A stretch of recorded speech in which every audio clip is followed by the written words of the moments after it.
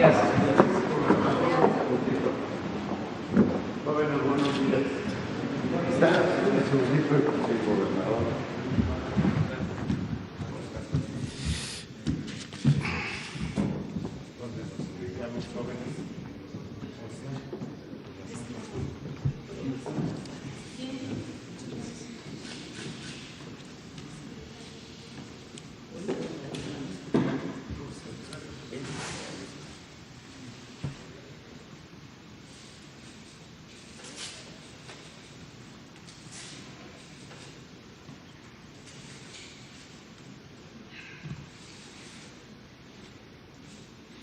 ¿Cómo están?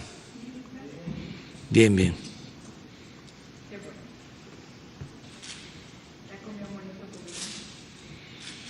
Ya hemos estado acá.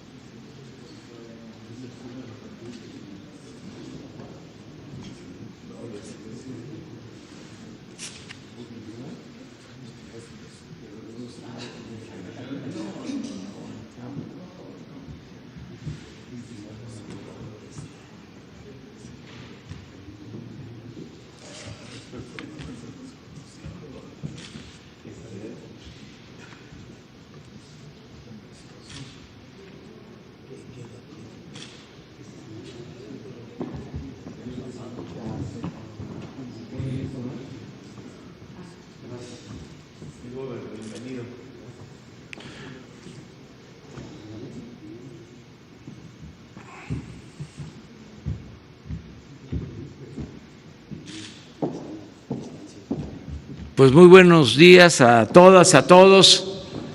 Nos da mucho gusto estar de gira, de visita en el estado de Puebla. Desde anoche estamos en Puebla, aquí descansamos. Y hoy vamos a llevar a cabo dos actos. Vamos a encabezar el 50 aniversario del Plan DN3. Vamos a llevar a cabo el 54 aniversario del Plan DN3. Vamos a estar en la ceremonia para conmemorar este 54 aniversario del Plan DN3. Ya todos los mexicanos sabemos de la importancia de este plan de la Secretaría de la Defensa. Este acto va a consistir también en reconocer a todo el personal médico de las Fuerzas Armadas que ha estado ayudando durante la pandemia del COVID-19. Este acto se va a llevar a cabo aquí mismo, en esta Escuela Militar de Sargentos, a las 10 de la mañana. Y posteriormente, a las 11, vamos a llevar a cabo una reunión para evaluar el avance del trabajo de reconstrucción de edificios, de escuelas, de templos que fueron afectados desde el temblor del sexenio pasado. Obras que se han ido terminando, otras que todavía están en proceso, y vamos a estar en San Pedro Cholula para evaluar el avance en este programa de reconstrucción por las afectaciones, los daños del temblor. Vamos a iniciar esta conferencia. Antes quiero expresar mi más profundo pésame por el asesinato de el licenciado Uriel Villegas Ortiz, juez del Poder Judicial Federal, y el asesinato también de su esposa.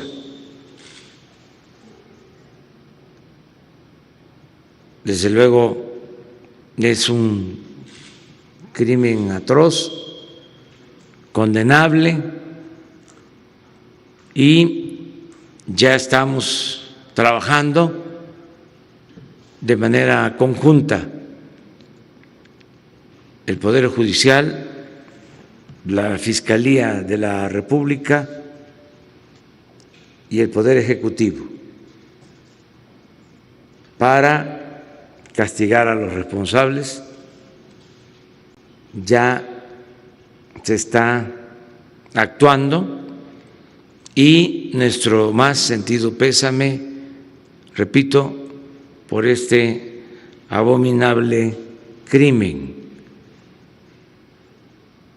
Vamos a seguir enfrentando a la delincuencia y lo vamos a seguir haciendo de manera conjunta, apoyándonos mutuamente. La Fiscalía, el Poder Judicial y el Poder Ejecutivo. Son buenas las relaciones entre los poderes y la Fiscalía y cerramos filas para que estos crímenes no se repitan, que nunca más se den estos hechos violentos. Vamos a estarles informando, tanto la Fiscalía, que ya atrajo el caso, la investigación, la Fiscalía General, como nosotros, sobre el avance en las investigaciones. Comenzamos dándole la palabra al ciudadano gobernador de Puebla, Miguel Barbosa, con el que hemos trabajado de manera coordinada. Luego va a intervenir el general secretario Luis Crescencio Sandoval para informarles sobre la situación de seguridad en Puebla y también sobre lo que está haciendo la Secretaría de la Defensa en apoyo a la campaña contra la pandemia del COVID-19. ¿Cómo nos está ayudando la Secretaría de la Defensa, la Secretaría de Marina, los dos planes, el plan DN3 y el plan Marina, en la rehabilitación de hospitales, en instalar equipos, en tener médicos, enfermeras, especialistas, todo lo que se ha hecho con el apoyo de las Fuerzas Armadas en materia de salud. También se va a informar. Y le dejamos la palabra al ciudadano gobernador. Gracias, presidente. Gracias, presidente López Obrador. Bienvenidos, señores del gabinete, señora secretaria. Bienvenidos, señores de la Fuente, que acompañan al primer mandatario en su gira y que cubren esta, desde luego ya tradicional conferencia mañanera del Poder Ejecutivo de la Nación. Decirles que en Puebla el tema de seguridad pública es un tema que lo hemos asumido como prioritario a partir de que encabezamos este gobierno en el mes de agosto del 2019. La cúspide de la comisión de delitos en nuestro estado se dio entre enero y julio de 2019, y a partir de agosto de 2019, cada mes hemos ido disminuyendo la comisión de delitos, el índice delictivo. Sin embargo, la percepción de inseguridad permanecía muy alta. Fue calificada la ciudad de Puebla como la ciudad más insegura en cuanto a percepción por parte de la población. Pasó un hecho abominable en el mes de marzo, cuando 4 jóvenes, 3 estudiantes de medicina, dos colombianos, un poblano y un conductor de Uber, fueron abominablemente asesinados, cruelmente asesinados, y eso se sumaba a una serie de homicidios que ocurrían sobre todo en la zona conurbada de nuestro estado. Pudimos enfrentar esa situación complicada de protestas, por cierto, protestas ejemplares, protestas todas muy pacíficas, limpias, y lo hicimos con diálogo y encontramos formas de solución que abrieron una ruta de entendimiento y de soluciones compartidas.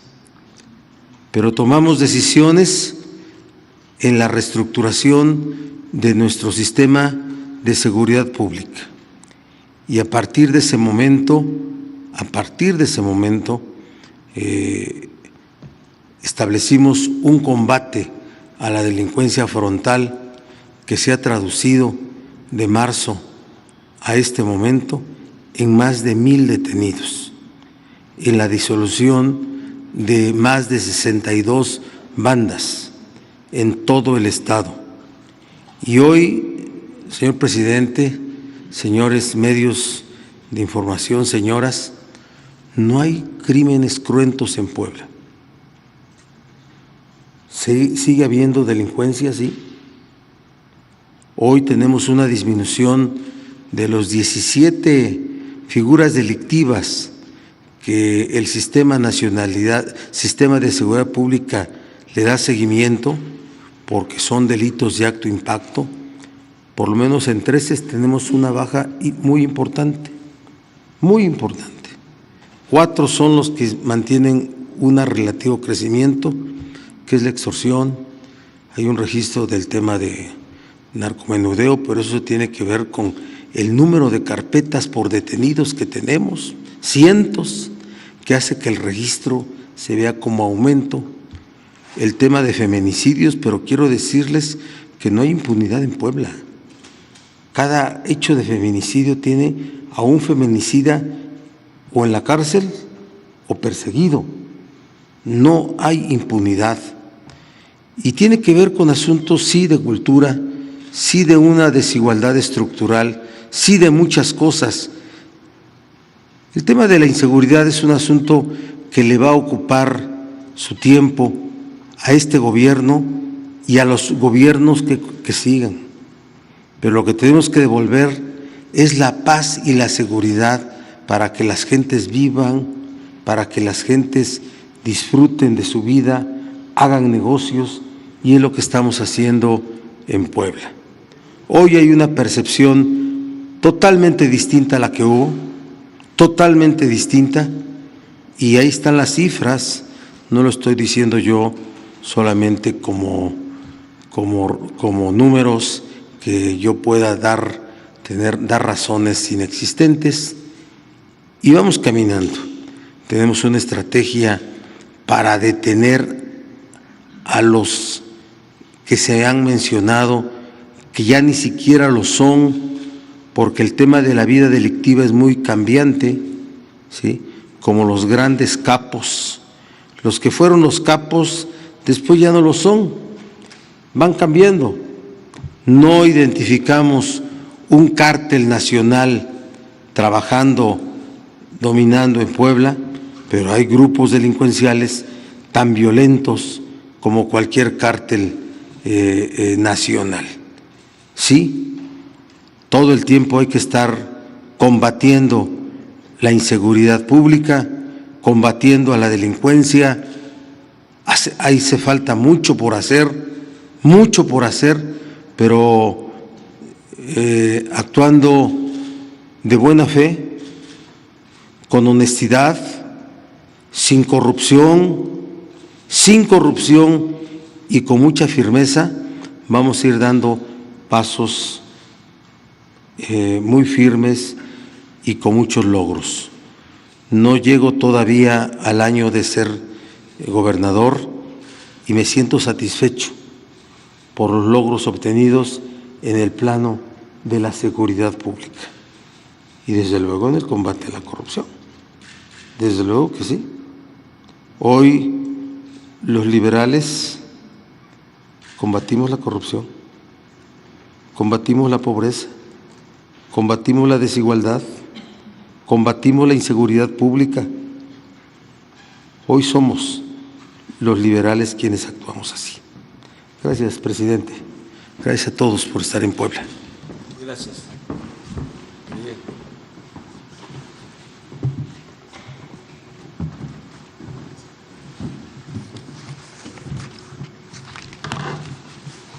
Con su permiso, señor presidente, por favor, las gráficas.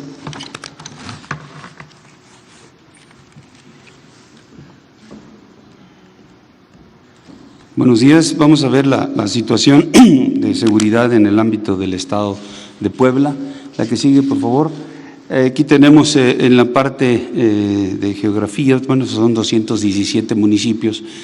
De estos 217, 9 tienen la mayor cantidad de habitantes. Aquí ustedes los pueden observar: Puebla, Tehuacán, San Martín, San Andrés Cholula, Atlisco, San Pedro Cholula, Mozoc, Cuautlancingo y Huauchinango. De estos 9, en 7 de ellos son también donde se concentran las actividades delictivas, donde se han detectado diferentes delitos. En 2 de ellos no, en lo que es San Andrés Cholula y San Pedro Cholula no tienen esta problemática. Vamos a ver la incidencia delictiva. Adelante. Aquí están los delitos en los que se hace la evaluación. Ustedes pueden observar que hay delitos a la baja: robo a casa habitación, extorsión, violación, robo de vehículos, robo de transporte, y delitos a la alta. Ahorita vamos a ver cada uno de ellos, porque a pesar de que estén registrados como que están a la alta, esto es porque la tendencia era a la baja y han tenido un muy ligero incremento, pero de todos modos se registra en el sistema del Secretariado Ejecutivo de Seguridad Pública este incremento. La que sigue, por favor. En secuestros, que lo marca como incrementos, ustedes pueden observar aquí que en el 2019 tenían un elevado número de secuestros, fue bajando, mantuvieron entre 1 y llegando al mes de marzo en 0. En abril se subió a 2. Entonces de ahí que se da ese registro, pero en realidad han hecho un esfuerzo importante para eliminar este delito, y aquí lo podemos ver en el acumulado anual, como en el 2019 se tenían 70 y en lo que va del año únicamente 4. La que sigue, por favor. En homicidios dolosos sucede lo mismo, llevaba un incremento, logran empezar a reducir este delito, y en marzo y abril tiene un repunte, pero aquí en el acumulado 2019 con 1,108 homicidios, y en lo que va del año 319 únicamente. Robo a transportistas, sucede la misma situación, es una baja constante y un incremento de aquí que se ve en los últimos meses, y en los acumulados se puede observar 2,127 en el 2019 y 360 nada más en lo que va del año. En narcomenudeo también un trabajo importante se ha mantenido, y en el último mes un ligero incremento. La que sigue, por favor. Homicidios dolosos por entidad federativa en la presente administración y hasta el mes de abril, el Estado ocupa el 11 lugar con 1.513 homicidios, la media es 1.301. La que sigue, tomando en cuenta estos homicidios dolosos por cada 100.000 habitantes, en el mismo periodo tiene el 17 lugar por debajo de la media, con 24.53 y la media es 37.24. Aquí tenemos otra gráfica en la que marca ya la totalidad de delitos de enero a abril, y aquí está ocupando el 22 lugar el Estado, que tiene una incidencia delictiva baja. La que sigue, aquí es también nada más el de abril, el del mes de abril, que en el mes de abril tiene el 20 lugar, también bajo la condición de la reunión de todos los delitos en el Estado. La siguiente, la incidencia delictiva está centrada, o aquí en la gráfica tenemos 20 municipios y son 6 los que se concentran la delincuencia.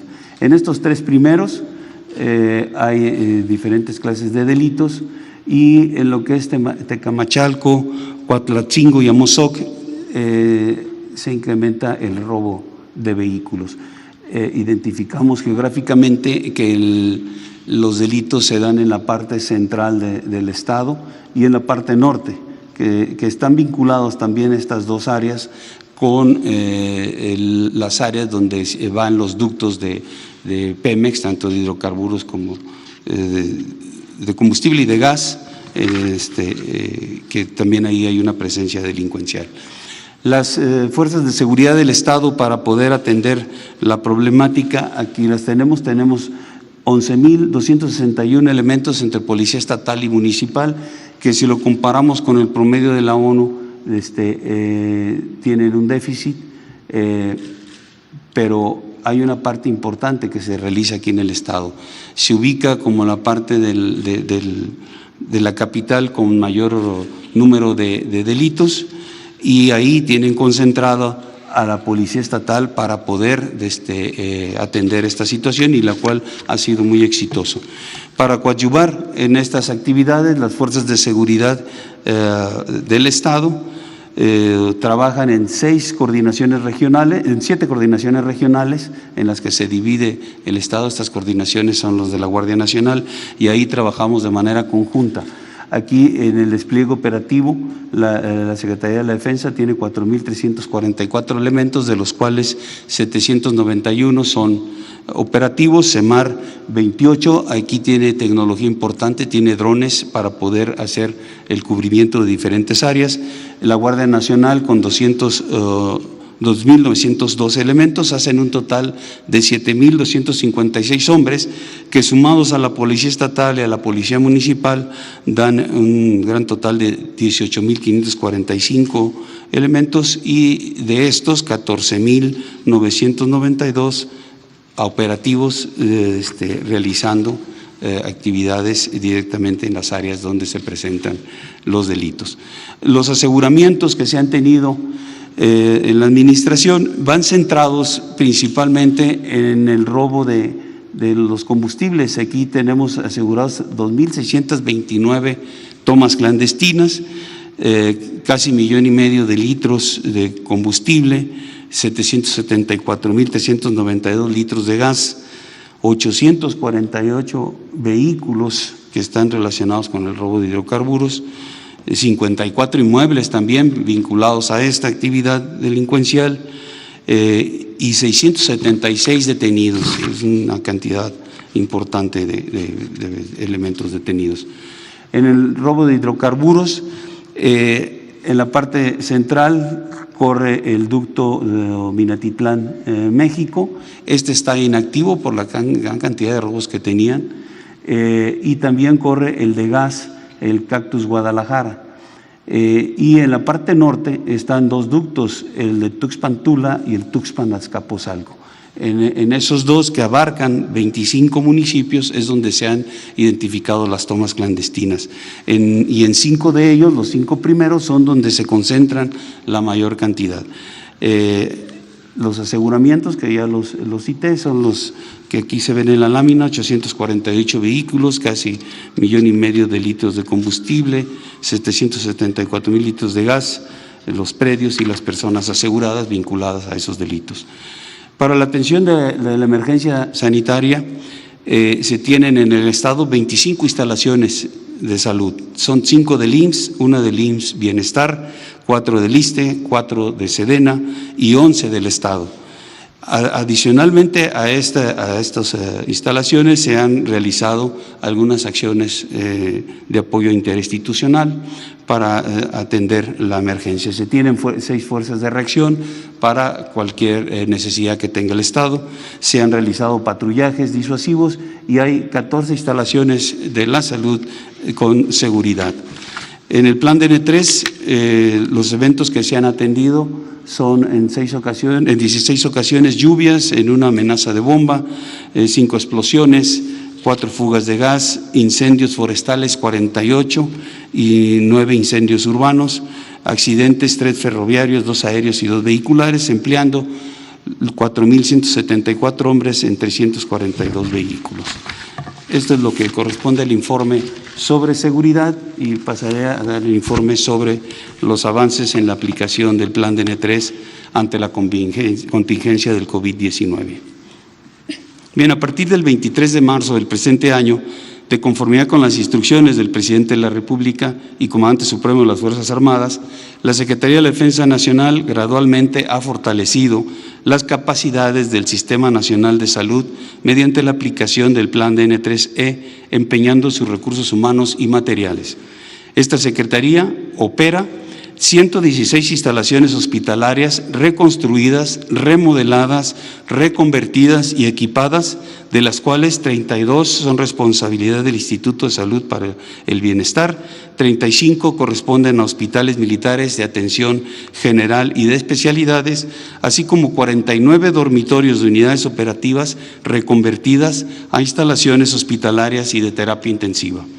Este despliegue fortalece al Sistema Nacional de Salud en todo el país con 4,348 camas, 2,006 de terapia intensiva y 2,342 de hospitalización. Actualmente se encuentran ocupadas 1,034 camas, que representa el 23,8% del total. De acuerdo a la planeación, la aplicación del Plan DN3 complementa las capacidades del Sistema Nacional de Salud una vez que éstas fueran rebasadas mediante la infraestructura hospitalaria desarrollada y que ha sido puesta a disposición de la ciudadanía de conformidad a la tendencia de la propagación de la pandemia en las diferentes entidades federativas. El proceso de reconversión y adecuación abarca 2 rubros: el trabajo de ingenieros industriales, constructores y médicos militares, y la adquisición de equipo e insumos médicos. Por esta razón, actualmente 27 de las 32 instalaciones INSABI ya se encuentran operando y 5 están en fase final de la instalación de algunos equipos industriales. Es importante mencionar que algunas de esas instalaciones INSABI, como los hospitales Dr. Carlos Calero El Orduy en Cuernavaca, Morelos, y el de la Mujer y el Niño Oaxaqueño en Oaxaca, tenían 10 años inhabilitadas y en un corto tiempo fueron puestas en funcionamiento como resultado del esfuerzo conjunto de equipos multidisciplinarios integrados por personal militar, de ingenieros constructores, industriales, sanidad, transmisiones y especialistas civiles, entre otros. A pesar de las limitaciones impuestas por el mercado internacional, en las instalaciones hospitalarias administradas por esta Secretaría se dispone de ventiladores para atender las necesidades prioritarias en cada una de ellas, y se tiene la flexibilidad para su empleo y traslado a otras entidades en donde existe mayor demanda.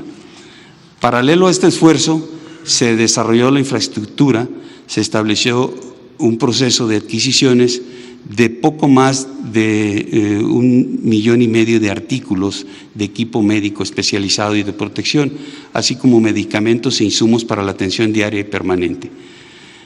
Para la administración y operación directa de las 116 instalaciones hospitalarias que participan en el Plan DN3E, además de los 5.677 elementos de la Secretaría de la Defensa Nacional, a partir del 27 de marzo del presente año, se han contratado hasta esta fecha a 4.995 profesionales de la salud, quien hoy orgullosamente son parte de este esfuerzo institucional. Tanto militares como civiles especialistas del sector salud cumplieron con un proceso de capacitación en la homologación de procedimientos médicos de atención en terapia intensiva y tareas indispensables de apoyo médico.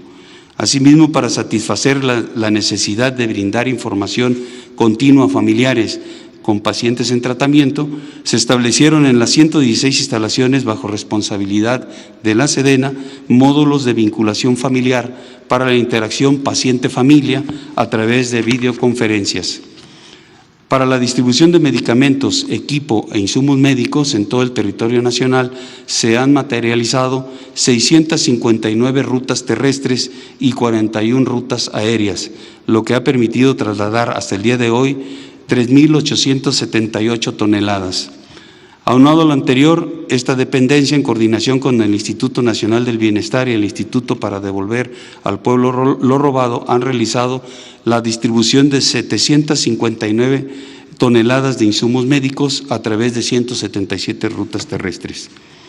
En coordinación con la Secretaría de Relaciones Exteriores, esta dependencia, empleando aeronaves de la Fuerza Aérea Mexicana, ha realizado 36 vuelos internacionales de transporte humanitario para repatriar a 999 mexicanos de los países de Cuba, Ecuador, Bolivia, Perú, Chile y Argentina. De igual forma, se han trasladado a dichos países 1.551 ciudadanos extranjeros. En términos de seguridad, 1.054 militares resguardan 38 almacenes de insumos médicos y terapéuticos del Instituto Mexicano del Seguro Social y continúan establecidos 5 puntos de revisión en los aeropuertos internacionales de Tijuana, Baja California, Apodaca, Nuevo León, Guadalajara, Jalisco, Ciudad de México y Cancún, Quintana Roo. Adicionalmente, esta Secretaría, a través de la Dirección General de Fábricas de Vestuario y de Equipo, ha confeccionado para el sector salud y esta dependencia cerca de 2 millones de diversas prendas de protección personal. Aprovecho la oportunidad para agradecer la confianza que han depositado diversos sectores de la sociedad en el Ejército y Fuerza Aérea Mexicanos, patentizada mediante la materialización de donaciones de equipo de protección personal, insumos básicos como agua embotellada y productos alimenticios, a quienes les aseguramos que su gesto solidario y generoso ha llegado a la población de pacientes infectados por el COVID. Es así como la Secretaría de la Defensa Nacional cumple la encomienda del señor Presidente de la República de aplicar el Plan DN3 para sumarse al esfuerzo del Gobierno de México con el fin de atender las necesidades de la población generadas por la pandemia COVID-19, deseando que nuestro país pronto regrese a la normalidad. Es todo. Gracias.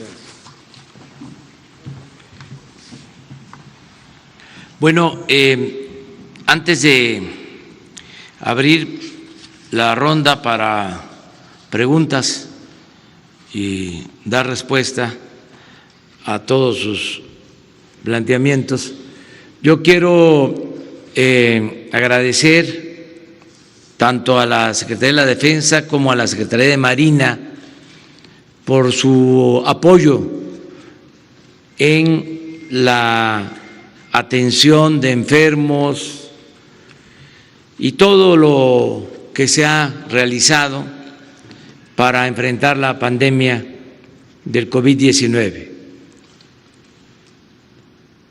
En el caso de la Secretaría de la Defensa, por primera vez se aplica el DN3 en lo relacionado con la salud, para enfrentar una pandemia tan terrible como la del COVID-19. Y nos dieron mucha seguridad desde que percibimos que se iba a agravar la situación con la pandemia y que no teníamos la infraestructura hospitalaria suficiente,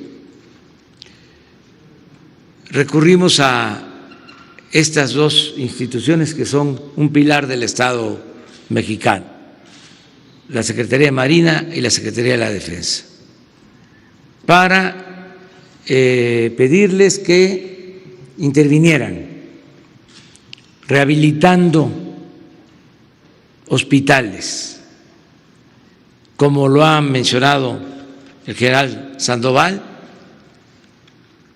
Solo para el INSABI se terminaron en un poco más de 3 meses 32 hospitales, de los cuales solo 5 están por entrar en operación. 32 hospitales en 100 días.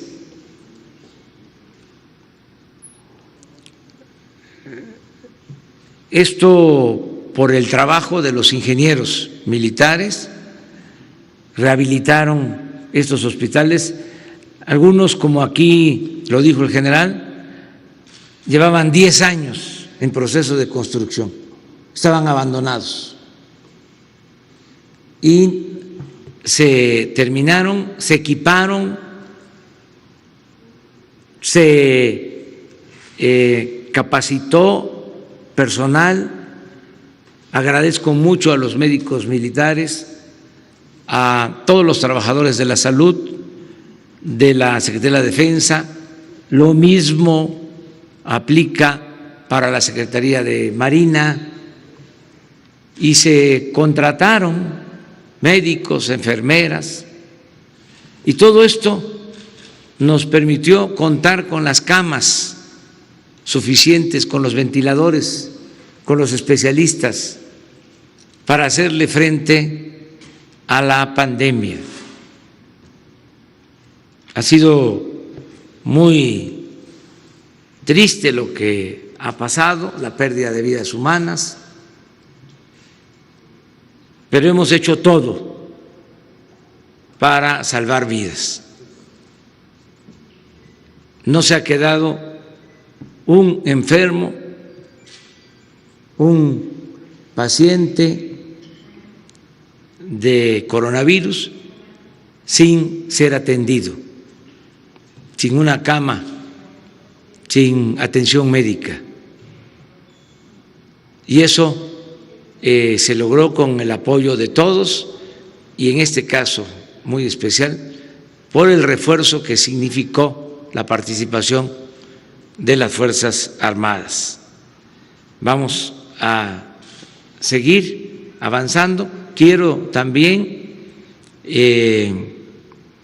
expresar que todas estas instalaciones que se fueron adaptando para COVID, todas estas instalaciones desinfectadas una vez que pase la pandemia, con todos los equipos nuevos, con más equipos que se van a adquirir, porque no lo olvidemos, lo digo de pasada, no quiero centrarme en eso. Está en proceso la rifa del avión presidencial y vamos a obtener más de 2,000 millones de pesos, y todo ese dinero va a ser para seguir equipando hospitales. Lo mismo en el caso de la contratación del personal médico, que son alrededor de 50,000 trabajadores del sector salud que se han contratado. Fueron contratos temporales, pero se van a quedar ya trabajando en el sector salud. Y ya igual desde septiembre empieza el programa para que no sean rechazados los médicos que quieran especializarse. Vamos a ampliar al doble la inscripción de médicos que se especialicen en el país, de 10,000 a 20,000, y 30,000 restantes van a contar con becas para hacer su especialización en el extranjero. No nos va a volver a pasar de que enfrentamos una pandemia y no tenemos médicos, no tenemos los especialistas. La salud es primero. Esto quiero dejarlo de manifiesto. Y ahora sí, preguntas, Sara. Buenos días, presidente. Preguntarle sobre el asesinato del juez, ¿cómo se van a modificar los protocolos de seguridad? Se está pidiendo justamente que se refuerce la seguridad para los jueces, y también no quisiera desaprovechar la presencia de la ministra para preguntarle su opinión, cómo simbra este asesinato al Poder Judicial. Bueno, estamos trabajando, les decía, de manera coordinada con el Poder Judicial, con la Fiscalía, y pronto vamos a informarles sobre protocolos de seguridad y todo lo que tenga que hacerse para apoyar a jueces, a magistrados, a ministros del Poder Judicial, para protegerlos.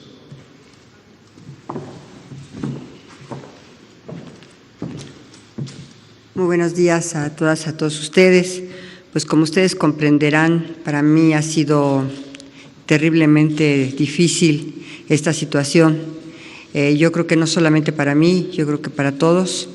Era un juez penal, yo lo conocí personalmente, era secretario de uno de las gentes que estuvo en la Corte durante mucho tiempo.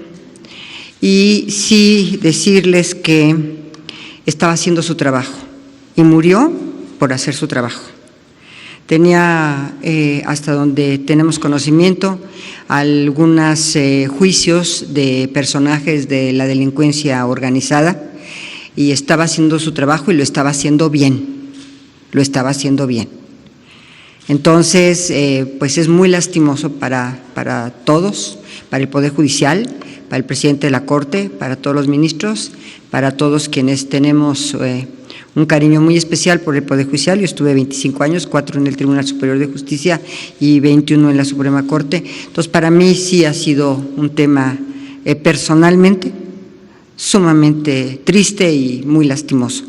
Pero adicionalmente yo mis respetos, mi consideración, mi afecto a la familia, mi solidaridad, y desde luego tenemos que avanzar en el esclarecimiento de este hecho, de estos hechos, porque lamentablemente también asesinaron a su esposa, jóvenes, muy jóvenes, tenían 2 niñas, una de 7 y una de 4 años, y lamentablemente fue en su domicilio también.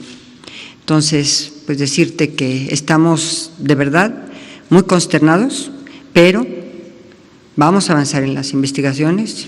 Nosotros, como Poder Ejecutivo, no tenemos a nuestro cargo las investigaciones, la tiene la Fiscalía General de la República. Desde luego, la participación del Poder Judicial va a ser determinante también en este proceso, pero nosotros, por supuesto, desde el Poder Ejecutivo estamos acompañándonos y muy interesados, Secretaría de Seguridad Pública, también el Sistema Nacional de Inteligencia, todos, ¿verdad?, apoyando para que se esclarezca a la brevedad posible estos, de verdad, lamentables hechos, y mi respeto a toda la familia. Muchas gracias. ¿Ha pasado algún reporte de las primeras investigaciones?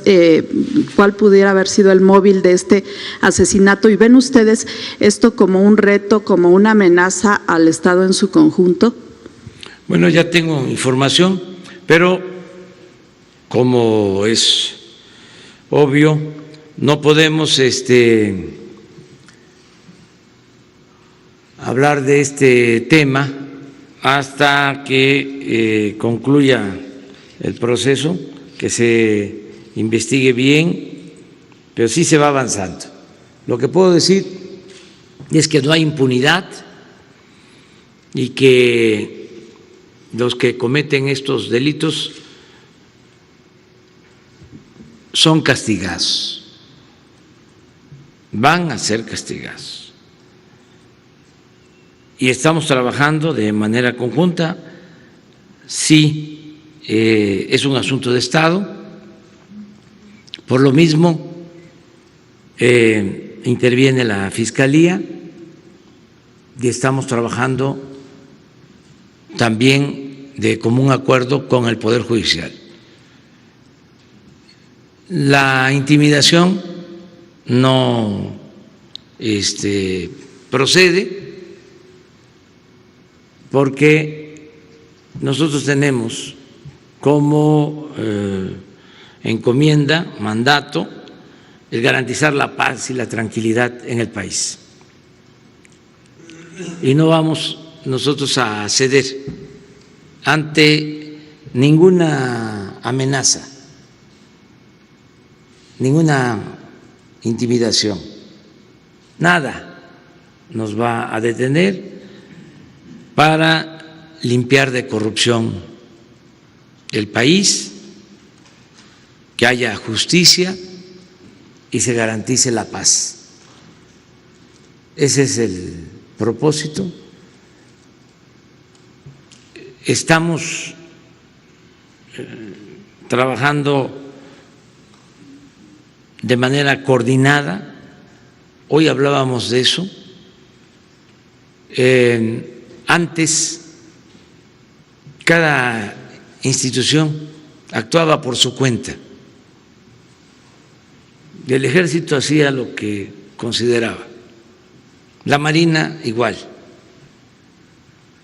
la Secretaría de Seguridad Pública, los gobiernos estatales, los gobiernos municipales, la antigua Procuraduría, ahora Fiscalía.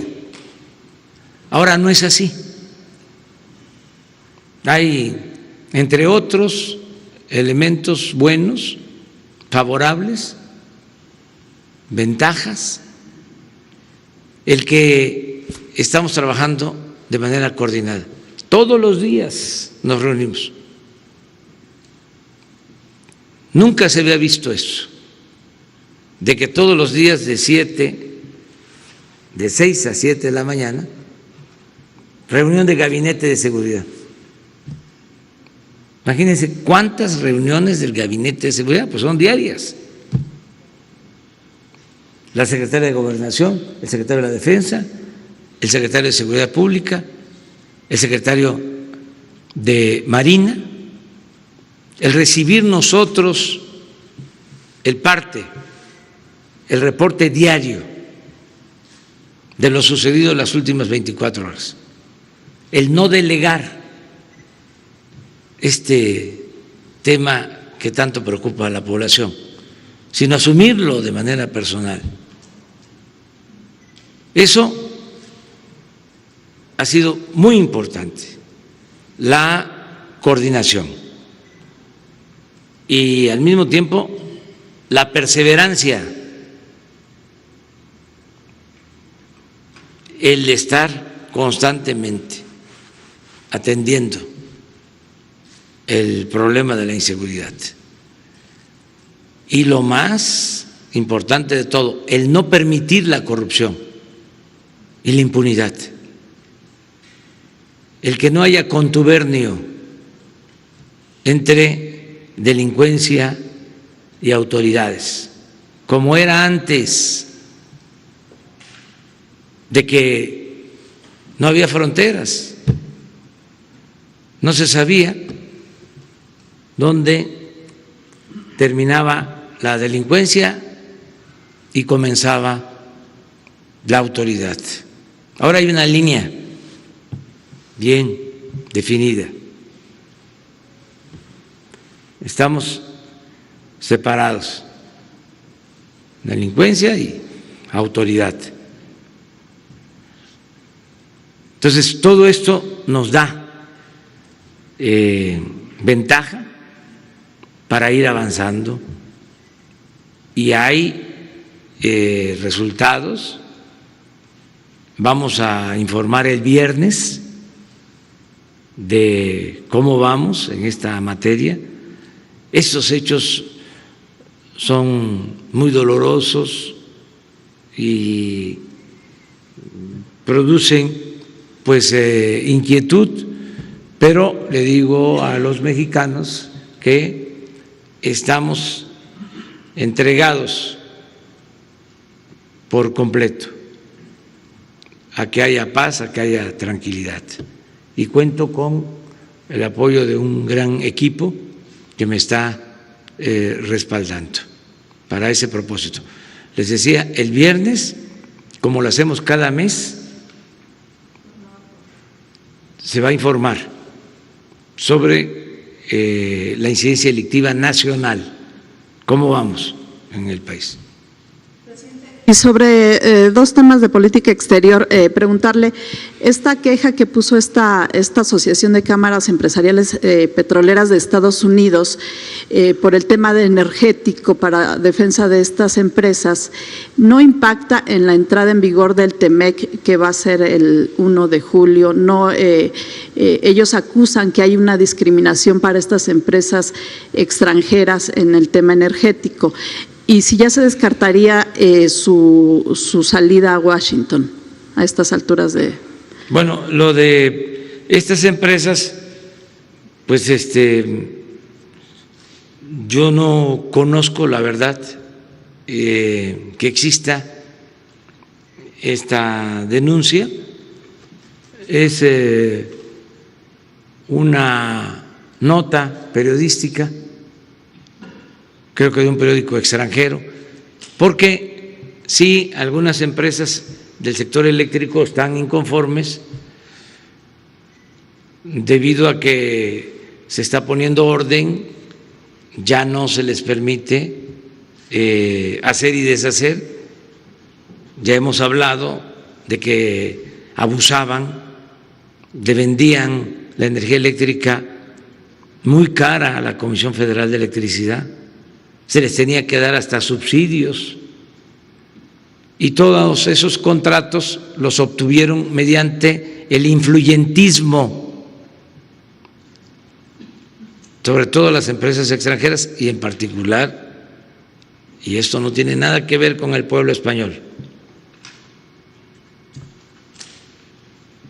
esto tiene que ver con empresas españolas que veían a México como tierra de conquista y abusaron. Entonces estamos poniendo orden porque tenemos el compromiso de no aumentar el precio de la luz. Antes, por esos abusos, el que pagaba los platos rotos era el pueblo de México, porque constantemente aumentaban el precio de la luz, como aumentaban el precio de las gasolinas. Les iba muy bien a los empresarios, sobre todo a los extranjeros, pero le iba muy mal al pueblo de México. Entonces, como ahora se están revisando normas, se van a revisar esos contratos leoninos, entonces hay una campaña en contra de nuestro gobierno por las propias empresas. Es muy claro que el periódico El País de España está defendiendo a las empresas españolas, pero pueden estarnos cuestionando un día sí y el otro también, y no vamos nosotros a seguir permitiendo el robo, el saqueo. Entonces es lo mismo el caso de estas empresas estadounidenses, que no está muy claro, porque las que tienen el monopolio en la industria eléctrica son las empresas españolas. Hay una sola empresa, Iberdrola, que tiene 20 plantas de generación de energía eléctrica. Todavía el año pasado, un hijo de Claudio X González le vendió una planta en donde él era socio a Iberdrola. Entonces están trabajando de manera conjunta y hay toda una campaña en medios de comunicación en contra de nosotros. Yo pues lamento que esto pase, pero no vamos a dar ni un paso atrás porque está de por medio el interés general. Yo no voy a incumplir mi compromiso de que se mantenga el precio de la luz, que no aumente durante todo el sexenio, no va a aumentar. Incluso ahora con la pandemia se redujo porque ya no había límites en el consumo. En tiempos normales, si se consumía más energía, ¿sí?, se pasaba a otra tarifa. Entonces, ahora, por la pandemia, aunque se consuma más, ya no se pasa a una tarifa donde se tiene que pagar más por la luz. Todo esto lo hemos hecho por no permitir la corrupción. Esta empresa, lo voy a seguir diciendo, yo ofrezco disculpa, porque fue un abuso, es una vergüenza. Iberdrola se llevó a trabajar a su corporativo a la secretaria de Energía del Gobierno Federal, la que fue secretaria de Energía, creo que con Vicente Fox, no sé si con Fox o con Calderón. Y terminando Calderón, se fue también a trabajar a Iberdrola, consejero de Iberdrola, el presidente de México. Por eso están molestos, porque aquí hacían lo que querían. Calderón, además de Iberdrola, tenía a Repsol como empresa favorita, también española. Y el expresidente Peña Nieto a OHL, también española. Eso es lo que no le gusta al país. Pero aquí es otra cosa. Yo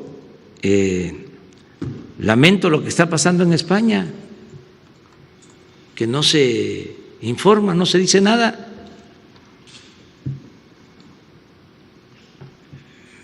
El pueblo español, un pueblo trabajador, un pueblo honesto, tiene ahora que cargar con la vergüenza de que aún por instrucciones, por órdenes, por recomendación de un juez, debía ser investigado el rey, el que abdicó al mando de la corona. Y en un tribunal especial se le exonera. Entonces, no hay justicia para todos.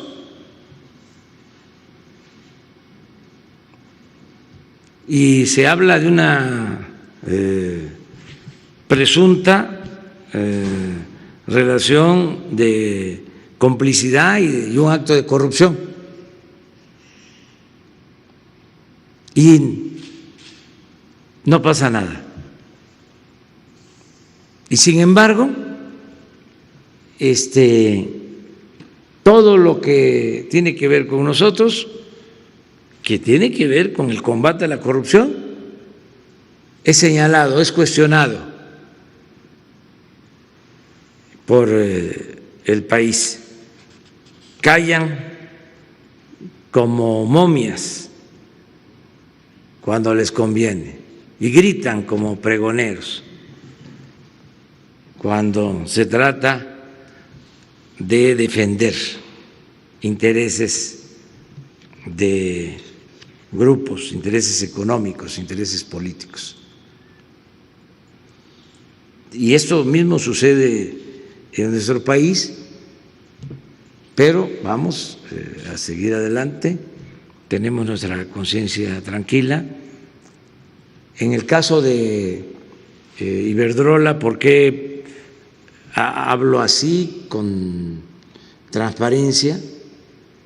Porque tengo información que son ellos los que están promoviendo esta campaña, nada más que encubiertos,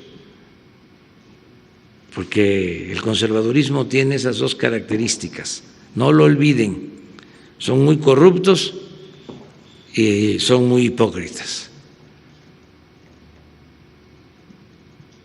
Entonces, tengo que decirlo, que el pueblo se entere, que el pueblo lo sepa. Antes la gente no sabía nada de esto, ni siquiera había escuchado de que una empresa española tenía el monopolio de la industria eléctrica en lo que corresponde a los que venden energía a la Comisión Federal de Electricidad. Iberdrola, ¿cómo? ¿A poco sabía la gente de que cuando terminó el expresidente Calderón se fue de consejero de esta empresa? No lo sabía,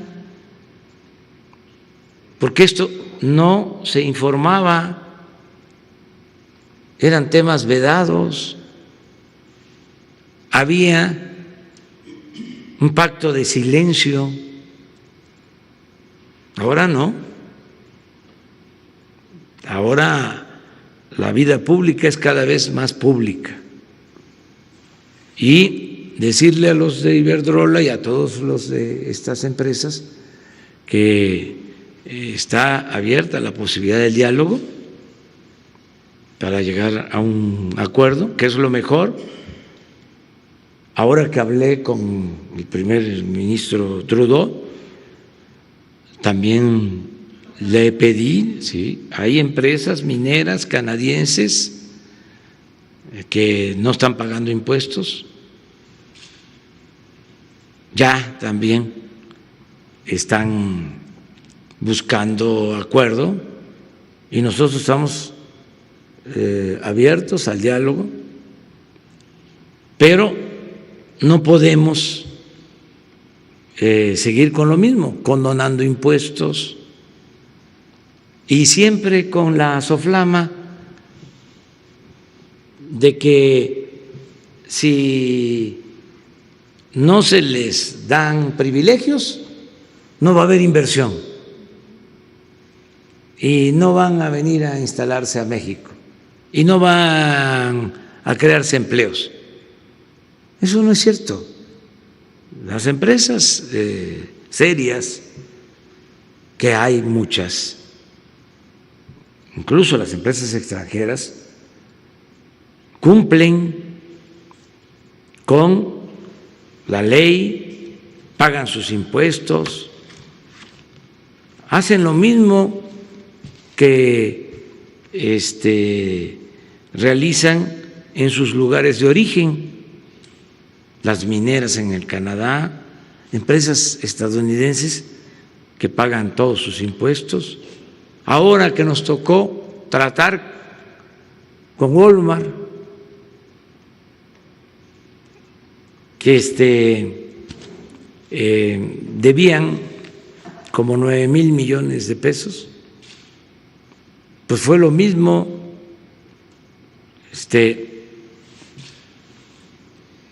Actúen como lo hacen en Estados Unidos, como lo hacen en otras partes, y ellos lo entendieron y nos pagaron, y así fue IBM, y así es el caso de Toyota, y así es el caso de FEMSA. Yo les agradezco a estas empresas, a los directivos, porque entendieron de que son otros tiempos y antes pues tenían mucha influencia y además se sentían muy protegidos, muy fuertes por los abogados, en este caso los fiscalistas, despachos que ganaban muchísimo dinero, mucho dinero. Se volvieron famosos los abogados mexicanos, muy influyentes, poderosísimos. En lo penal hasta se anunciaban, yo no tengo a ningún cliente en la cárcel, y eran así como personalidades muy famosas, los fiscalistas, mucho dinero, o sea, y no es que en todos los casos se tratara de buenos abogados, no, era por el influyentismo, porque podían convertir un asunto civil en penal solo con influencias, podían influir en el Poder Judicial, podían influir en el SAT, casi ellos ponían al de grandes contribuyentes del SAT, jugaba golf con ellos. Digo, el golf ya dije que es un buen deporte. Ellos mismos manejaban todo. Entonces eso ya cambió. ¿Pero cuál es la otra pregunta? Yo creo que sí, porque ya está el tiempo metido y no va a ser ya posible. No lo descarto todavía, hay que esperar, pero sí ya veo que no va a ser posible. De todas maneras, celebro porque ya se aceptó que se reúna el Congreso, va a haber un periodo extraordinario, según me informan, o van a convocar a un periodo extraordinario, porque hay ciertas leyes que deben de revisarse y en su caso aprobarse en el Congreso para facilitar la entrada en vigor del tratado. Entonces se va a hacer esto, si así lo deciden los legisladores, antes del día 1 de julio. No son leyes que puedan detener la entrada en vigor del tratado, pero sí están relacionadas y queremos que no haya ningún obstáculo para que el día 1 de julio entre en vigor el Tratado de Libre Comercio, que nos va a ayudar mucho.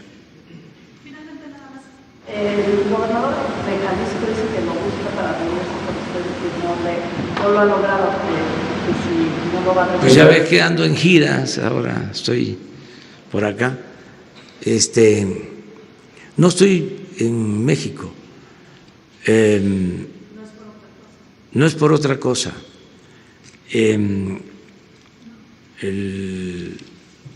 domingo dormimos en Jalapa ayer lunes en Tlaxcala. Y anoche aquí en Puebla. Y mañana tenemos que estar en Hidalgo y en Cuernavaca el viernes. Tenemos todo el tiempo ocupado. Además, para ser francos, para hablar con franqueza, yo quiero que se serenen las cosas y no quiero que haya espectáculo. Sí, que no haya espectáculo. Sí, que no, o sea, hay cosas muy importantes que atender. Lo de la pandemia, todo esto que tiene que ver con la seguridad, como para estar dando nota, como dicen ustedes, sobre diferencias que tenemos. Claro que las tenemos, ¿sí? Pero al mismo tiempo pues tenemos que buscar la manera de actuar en forma institucional. De mi parte siempre ha sido así. Por eso me extrañó la falta de respeto de decir que nosotros estábamos interviniendo en Jalisco, que desde los sótanos del poder de la Ciudad de México se estaba auspiciando, ¿no?, la inconformidad en Jalisco. Los sótanos del poder, ya lo dije, de la Ciudad de México, pues estaban en gobernación y ya ahora ya no hay sótanos del poder. El jueves tendremos videoconferencia con todo el mundo. Con todos los gobernadores, sí.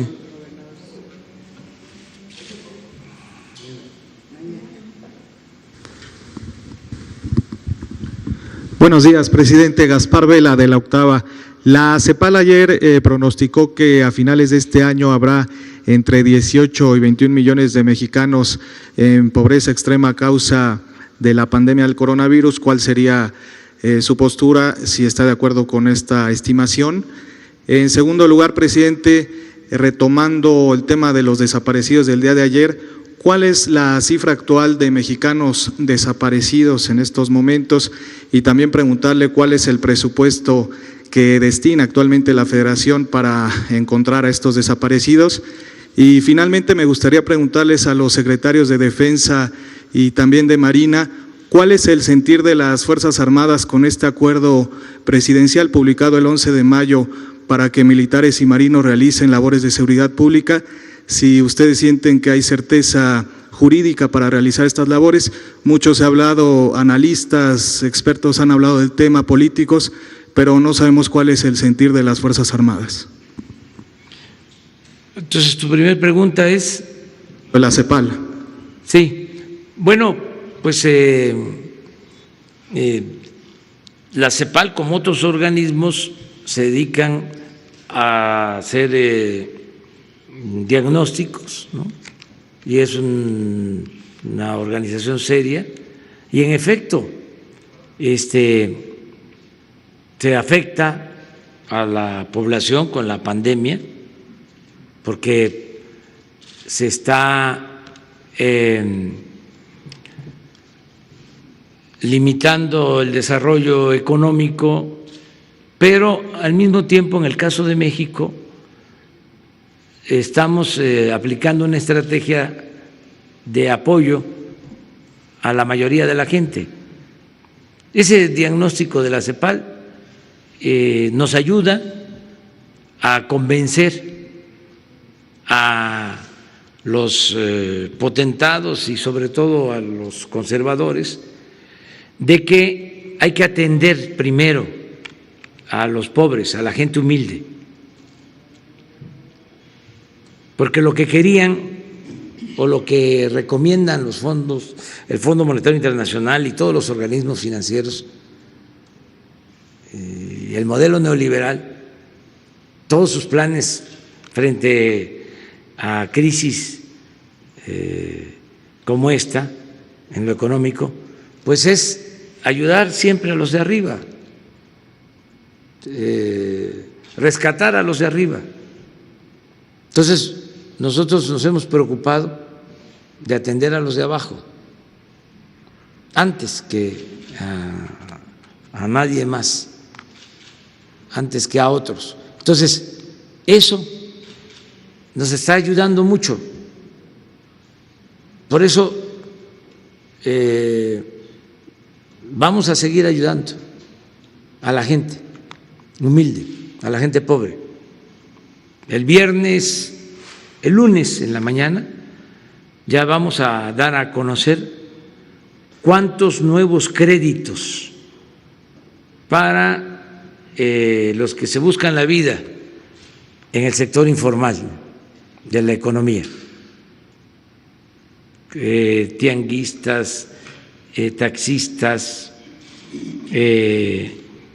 artesanos, aunque ya están siendo atendidos, incluso músicos, meseros, camareras, todos van a recibir apoyo. Ya se está haciendo esto, ¿no? Entonces, la CEPAL, al hacer este diagnóstico de que con el COVID puede crecer la pobreza, lo que está diciendo es hay que ayudar a los pobres. Es por el bien de todos, primero los pobres. Y eso es lo que estamos haciendo nosotros. Acerca de la atención a familiares de víctimas y todo lo que se está haciendo por esclarecer la situación de desaparecidos en México, pues esto lo lleva el subsecretario de Gobernación, Alejandro Encinas. Le voy a pedir que un día nos informe con datos, cifras, cuánto también es lo que se está destinando. Yo nada más di una instrucción al respecto, que para estos temas de derechos humanos no hay límite presupuestal. Es lo que se necesite. Es una prioridad.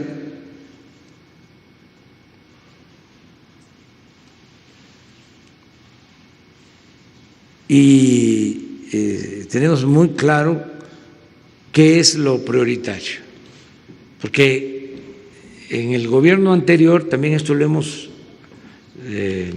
comentado, los gobiernos anteriores se dedicaron a crear comisiones. Ahora que hubo una polémica por un comentarista de redes sociales que fue invitado para un debate, ¿sí? Me enteré de que existe, ¿cómo se llama? CONAPRED. Es que un día voy a poner aquí cuántos organismos crearon para todo, para la transparencia, y es cuando más robaron y más ocultaron todo. ¿Saben ustedes cuál fue la primera decisión del Instituto de la Transparencia cuando se creó? Allá como en el 2000, con el presidente Fox, reservar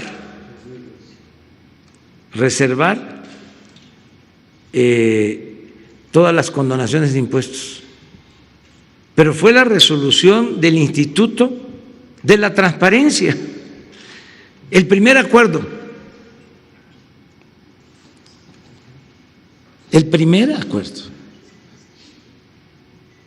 pero para todo institutos, 2002. Ya ayer que sale que surge esta polémica, ¿cómo es que se llama esto? ¿Para qué se creó? para evitar el racismo y la discriminación. ¿Sí? ¿Cómo son los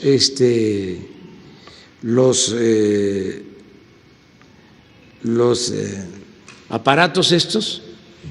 Pues directores, subdirectores, aparatos burocráticos. Entonces, ya tenemos muy claro de que todo lo que tiene que ver con atender a la gente, no hay límite presupuestal. Y acerca de lo que le comentas, si te parece, posteriormente, el día que vamos a informar el viernes sobre seguridad. Por esta polémica, ¿usted qué piensa, presidente, sobre la polémica que comentaba? Pues que ya basta de simulación, ¿no? De que no puede ser que gente racista, clasista,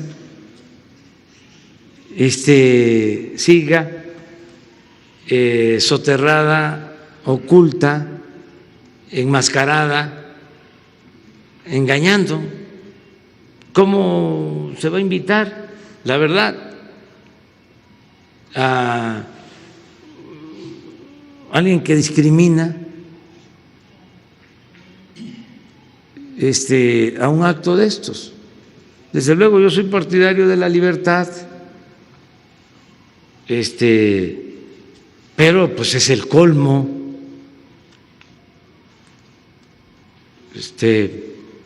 son pues personas caracterizadas por despreciar a otros, verdaderamente racistas, comentarios racistas, discriminatorios, demostrado. Y ahora resulta que para un foro contra la discriminación se le invita. Es como si para un foro de derechos humanos se invita a un torturador.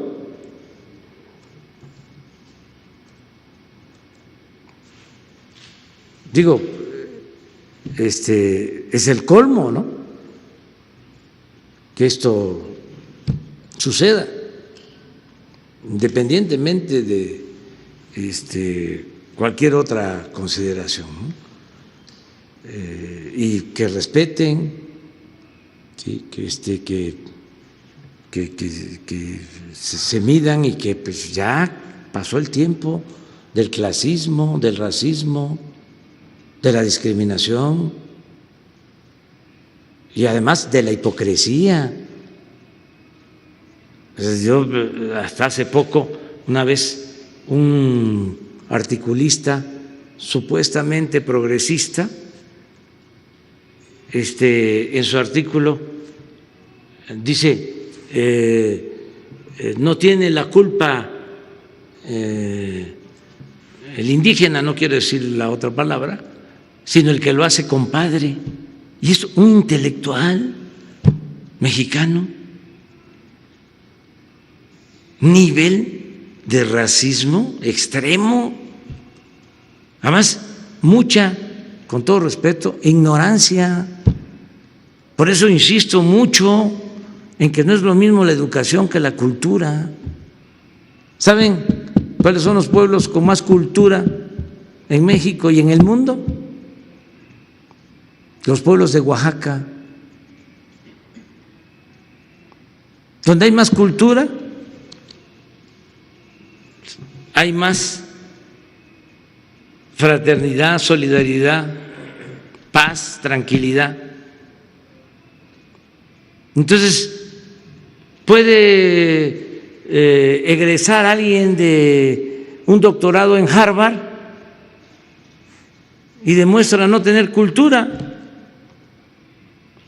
Y como ha quedado también demostrado, demuestra no ser honesto.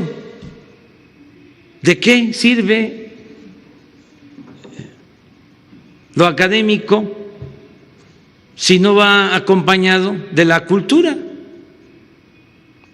No es lo mismo la educación que la cultura.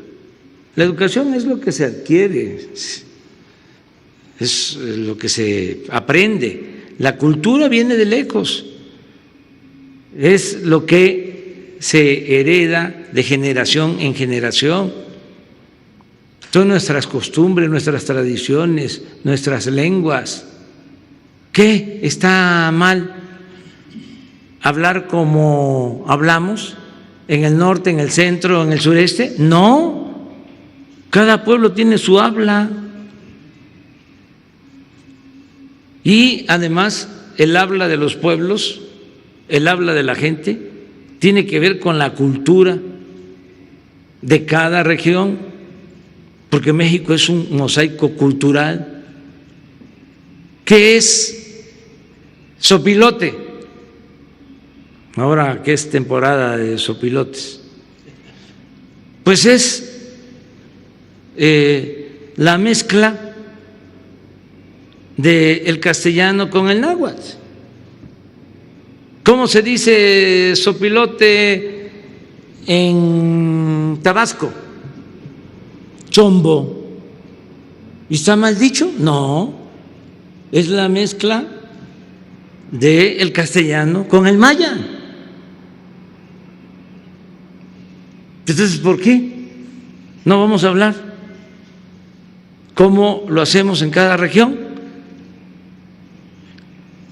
¿Qué vamos a ir a cursos de dicción para hablar físico? Y más ese lenguaje horrendo, lleno de tecnicismos que nos impuso el modelo neoliberal. Toda esa terminología, Producto Interno Bruto. Hay uno ahora que no sé, que hasta un partido político puso un cartel planteando sí a la resiliencia. ¿Así es? Resiliencia. A ver, díganme ustedes, ¿qué es eso? ¿Quién lo entiende? Nadie. Entonces, sí a lo que somos, a nuestra autenticidad. Sí. Una más. Buenos días, presidente. Pues ya empezaron prácticamente en todos los partidos políticos la competencia electoral, ya están hablando de alianzas, ya están hablando de coaliciones. Le quiero preguntar, ¿cuál será la fecha límite que usted pondrá para que los funcionarios públicos federales renuncien si es que quieren participar en las elecciones? Y bueno, y aprovechar que está aquí el secretario de Seguridad para preguntarle si ya decidió si va a ser candidato a la gubernatura de Sonora. Pues eso se los puede contestar, pero no aquí, porque aquí es otra cosa. Y acerca de la fecha, pues son las que establece la ley. O sea, los servidores públicos que aspiran a ser candidatos tienen que dejar su cargo meses antes de la elección. Por lo general, cada constitución estatal establece los términos. Hay casos en donde es 3 meses antes, otros 6 meses antes. Entonces, si van a participar servidores públicos como candidatos en las futuras elecciones, pues tienen que abandonar el cargo como lo establece la ley. Eso es lo que podemos decir. No, es la que ya está en la ley, para que actúen los que quieran hacerlo. No sé yo cómo está esa situación, no sé cómo están esas aspiraciones, pero bueno, todo el mundo tiene derecho a votar y a ser votado. Segunda pregunta, le quiero preguntar sobre las acciones que están haciendo algunos gobernadores para salir pues de la crisis del COVID. Por ejemplo, en la Ciudad de México, la jefa de gobierno va a condonar parte de los impuestos que se deben los capitalinos. Quería saber su opinión, si esta posibilidad que está haciendo ella… Claro que es buena la postura que asuma cada gobierno de acuerdo a sus finanzas. Se tienen que cuidar nada más las finanzas públicas, pero cada gobierno puede tomar la medida que considere. Los estados, el gobierno de la ciudad son libres, son soberanos. Ellos manejan de manera independiente sus presupuestos. Aún los recursos que transfiere la Federación a los estados, una vez que están ya en poder de los gobiernos estatales, son de manejo exclusivo de los estados. Es decir, ya la Federación no puede disponer de esos fondos ni ordenar en qué aplicar esos recursos. Eso corresponde ya a los poderes locales. Para eso son los congresos de los estados, igual que en la Federación, que el Congreso tiene la facultad, la Cámara de Diputados, de aprobar el presupuesto, es lo mismo en los estados. Entonces, pueden hacer lo que ellos consideren. Si tienen posibilidad económica, sí. Sí. Lo que no veo bien es que se endeuden,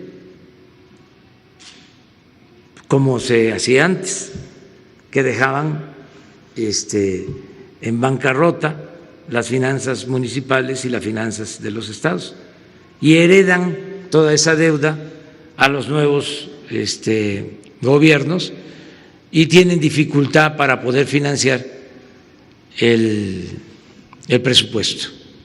Eso es lo que puedo decir. A ver.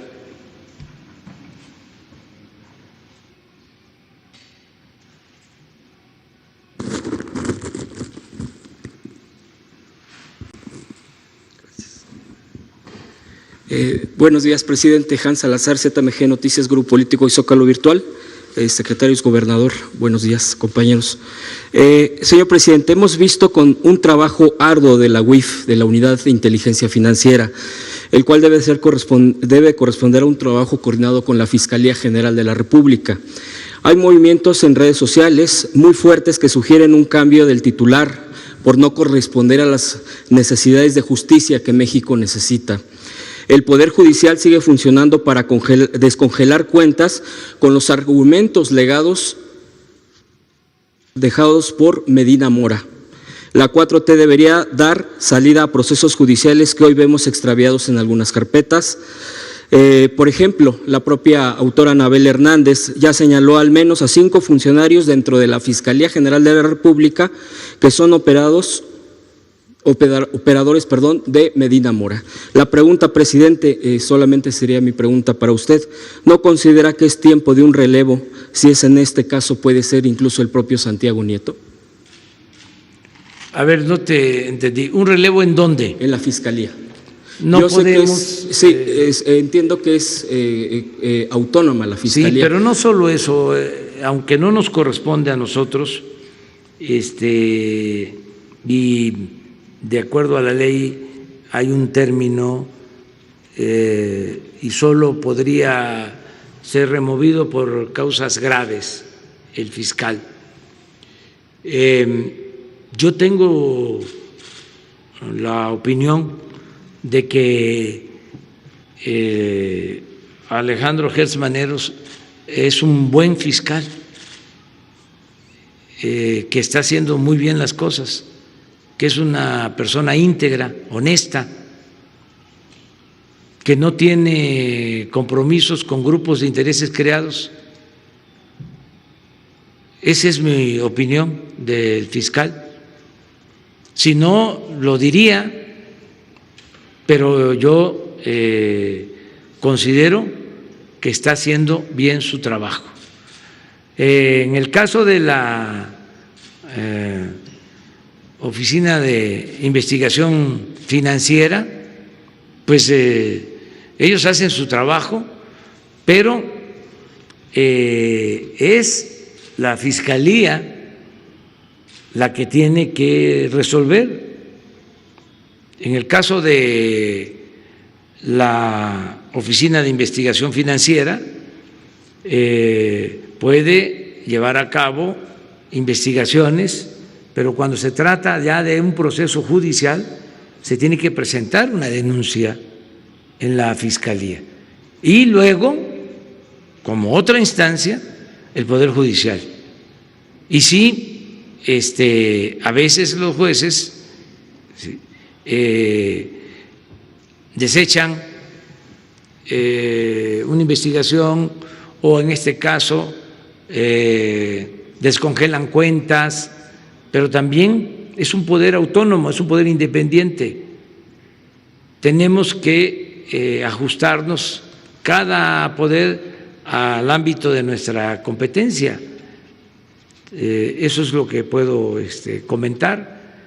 Y sí, aseguro que está bien el trabajo de la Fiscalía. Le tengo confianza al doctor Gertz Manero. Ese es mi punto de vista. A pesar de que ha habido un poquito, perdón, la réplica, presidente, con esto concluiría mi participación, a pesar de que incluso han trascendido algunas diferencias en cuestión de falta de coordinación con la unidad de inteligencia, ¿ha mejorado esta? ¿Usted considera que ha mejorado? Debe de mejorar la coordinación, pero también entender que son criterios distintos, porque son dos dependencias diferentes, con funciones bien claras, establecidas por la ley. La Oficina de Investigaciones Financieras depende de la Secretaría de Hacienda y del Poder Ejecutivo.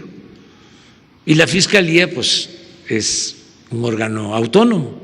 Entonces, el encargado de la Oficina de Investigación Financiera, que depende de Hacienda, puede hacer una investigación, denunciar, presentar pruebas, presentar denuncias, pero es la Fiscalía la encargada de atender estos casos. A veces hay diferencias porque se tiene que cuidar lo que se llama el debido proceso, y antes de dar a conocer una presunta o un presunto delito, una investigación, se tiene que cuidar, ¿no?, para que no se les avise a los que están siendo investigados o van a ser investigados por la Fiscalía. Entonces hay que buscar nada más que haya coordinación entre estas dos dependencias. Santiago Nieto es un buen abogado, íntegro, también recto, y repito, Gertz Manero de primera. Sí, es un fiscal con criterio, una gente honesta, una gente íntegra. Estoy yo muy satisfecho. Esas son de las cosas que me ayudan en mi trabajo como presidente. Imagínense tener un fiscal cómplice, un fiscal corrupto, de los que han habido, porque pues no estoy hablando al tanteo, de los que han estado ahí, ¿sí? Pues entonces sería pues un motivo de preocupación Lo mismo en el caso del Poder Judicial. El presidente de la Corte es un agente honorable, un hombre íntegro. Eso me ayuda mucho, claro. Hay que limpiar todo el cuerpo de las instituciones, de arriba para abajo, barrer las instituciones como se barren las escaleras, de arriba para abajo. Pero hay que seguirlo haciendo y también separar los malos servidores públicos y no generalizar. Hay buenos servidores públicos, hay buenos servidores públicos que son rectos, que son íntegros. Esos son los que hay que estar apoyando y dándoles reconocimiento. Muy bien, muchas gracias. Gracias.